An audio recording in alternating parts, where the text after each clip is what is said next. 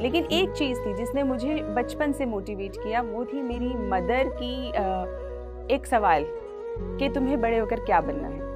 तो वो जो सवाल था उसने मुझे कॉन्स्टेंटली मोटिवेट किया और ये सोचने पे मजबूर किया कि मुझे आखिर बनना क्या है।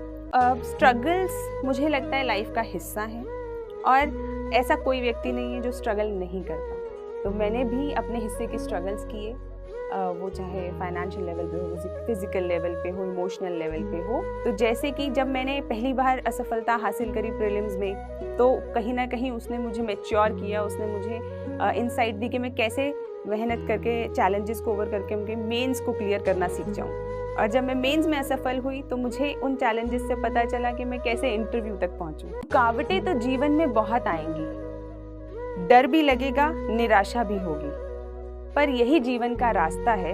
ये परेशानियां सिर्फ पड़ाव हैं। इन बाधाओं के आगे अगर थक गए, झुक गए या रुक गए तो सिर्फ बातें रह जाएंगी कि ये कर लेते तो यह हो जाता, वो कर लेते तो वो बन जाते।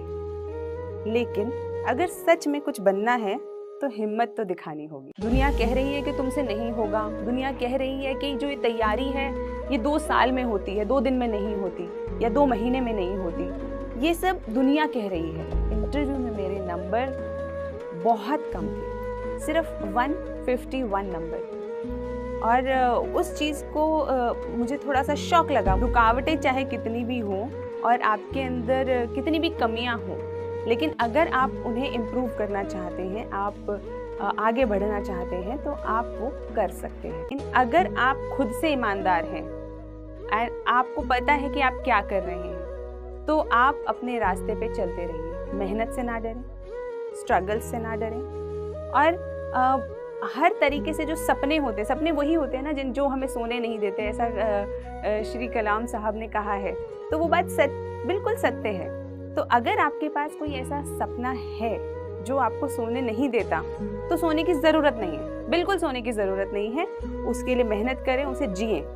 लेकिन दिल की सच्चाई से अगर आप पूछेंगे, अपने आप से अगर आप पूछेंगे, तो हमें हम सबको पता होता है कि हमारी तैयारी किस लेवल की है।